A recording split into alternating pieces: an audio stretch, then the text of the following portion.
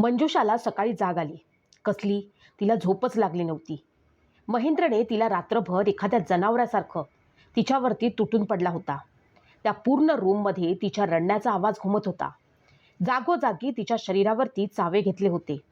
त्याने दारूच्या नशेत आणि रागात त्या कोवळ्या पोरीच्या मनाचा जरासुद्धा विचार केला नाही. मंजुषा पूर्णपणे कोमेजून गेली होती. तिची भीतीने अजूनही हात थरथर कापत होते. महेंद्र बाजूलाच बेडवरती आडवा तिडवा होऊन पालथा पडलेला होता, गाढ झोपेत. कदाचित दारूच्या नशेच्या अंमल अजूनही त्याच्यावरती होता. मंजुषा हळूच आवाज न करता घाबरत घाबरत सरकून बेडवरून खाली उतरली आणि बाजूला पडलेली साडी उचलून एडी वाकडी गुंडाळून ती डायरेक्ट बाहेर जाऊ लागली. हे सगळं करत असताना तिच्या पोटात तिला असंख्य वेदना होत होत्या.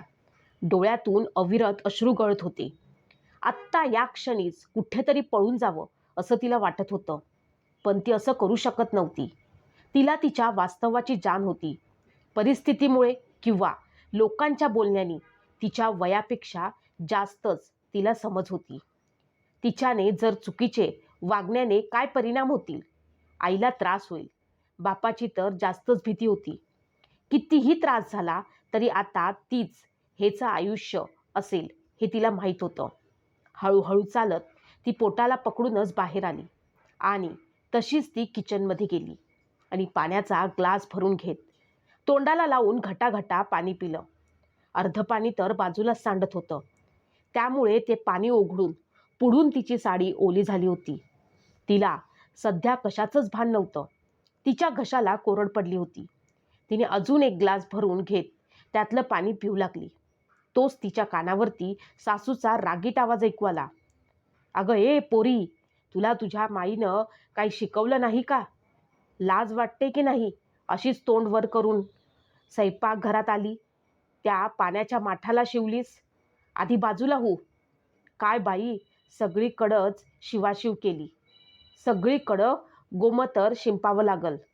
सासू बडबडत आत गेली. तिला लांबूनच बाजूला हो म्हणत तिच्यावरडी ओरडत होती. मंजुषाला तर काही कळेच ना काय झालं, पण तिच्या सासूच्या ओरडण्यानं ती घाबरून थरथरू लागली. आधीच तिला खूप त्रास होत होता आणि आता सासूचं असं विनाकारण ओरडणं तिला रडूच आलं. ती तशीच अवघडून उभी राहत मान खाली घालून हुंदके देऊन रडू लागली. आता का अशीच रडत बसणार? का उचल ते माठ आणि बाहेर फेकून दे ते पाणी आणि धुवून पालथा घाल बाहेरच आणि आंघोळ करून ये. सासूने परत चिडून सांगितलं. ती तशीच उभी राहिली म्हणून जास्तच राग आला होता त्यांना. पुन्हा एकदा सासू चिडल्यावरती मंजुषाने पाण्याचा माठ उचलून घेतला कसा तरी. आधीच ती लहान. तो माठ तिला झेपण्यासारखा नव्हता. पाण्यानं फुल भरलेला होता आणि तिच्या सध्या तेवढीही ताकद पण नव्हती. पण सांगणार कोणाला? तिनं कसा तरी तो माठ उचलून बाहेर नेला. त्यातलं पाणी फेकून देत तो परत धुवून तिथेच पालथा करून ठेवला. तिच्या सासूने असं का केलं तिला काही समजलं नाही आणि त्यावर तिनं जास्त विचार पण केला नाही, कारण सध्या तिला वेगळाच त्रास जास्त होत होता. आणि आता तिला रूममध्ये जायचं होतं आंघोळीसाठी. या विचारानं तिला धडकी भरली की जर तो उठलेला असेल तर, कारण तो रात्री बोललेले शब्द तिला आठवले. दमली असशील ना आता तू, तर झोप, मग बाकीचं पुन्हा उद्या सकाळी करू. रात्री रागात आणि दारूच्या नशेत त्यानं जबरदस्ती तिच्या शरीरासोबत खेळून तिचे एखाद्या जनावरासारखे लचके तोडून स्वतःची वासना शामवली होती आणि मग तसंच तिला स्वतःच्या विळख्यात जखडून घेत झोपू गेला होता. झोपेत तो तिच्यापासून बाजूला झाला होता. त्यामुळे ती सकाळी आरामात त्याच्यापासून बाजूला होऊ शकली होती. पण आता पुन्हा तिला रूममध्ये जायची भीती वाटत होती. सकाळचे 7 वाजले होते. त्यामुळे बऱ्यापैकी उजाडलं होतं. या वेळेला सगळे उठून तयार झालेले असतात. त्यामुळे आता तो पण उठलेला असू शकतो.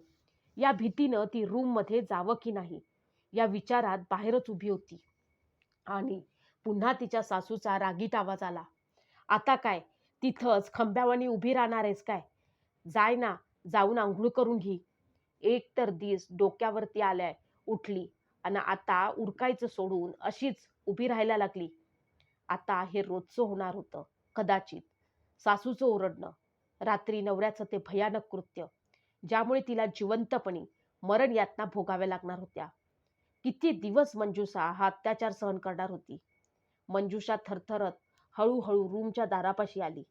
तिचं हृदय इतकं जोरात धडधडत होतं की जणू बाहेरचं ऐकू येईल असं वाटत होतं. ती दाराजवळ काही क्षण उभी राहिली. डोळ्यातून अश्रू ओघळत होते. अचानक तिच्या मनात एक विचार चमकून गेला. हे आयुष्य असं सहन करण्यासाठीच मला जन्म मिळाला आहे का?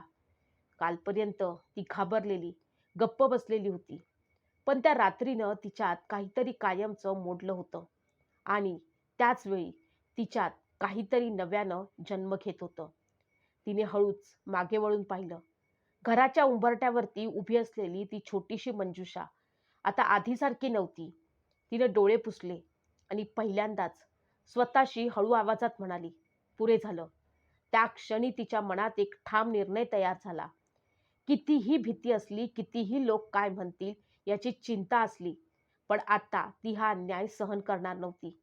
कारण ज्या क्षणी माणूस अन्याय सहन करणं थांबवतो त्या क्षणी त्याच्या नव्या आयुष्याची सुरुवात होते. त्या दिवशी मंजुषा रूममध्ये गेली खरी, पण ती आत गेलेली मुलगी आधीसारखी घाबरलेली नव्हती. ती आता शांत होती.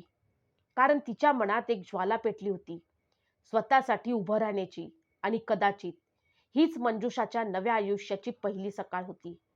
मंजुषा रूमच्या दारापाशी उभी होती. हात थरथरत होते. डोळ्यात अजूनही अश्रू होते.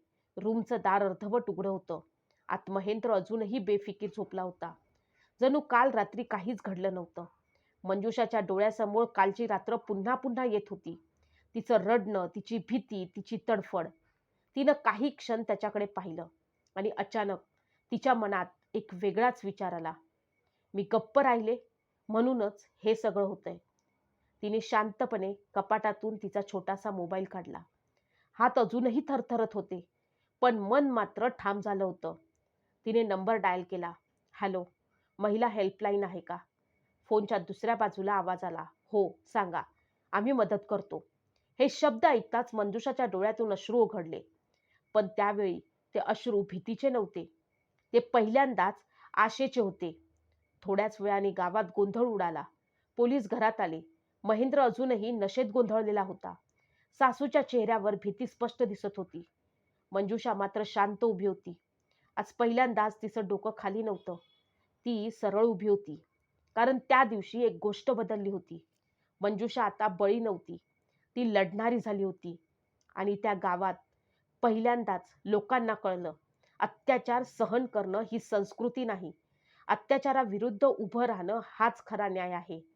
ती अन्यायाविरुद्ध उभी राहणारी स्त्री बनली होती. आणि ही फक्त मंजुषाची गोष्ट नाही.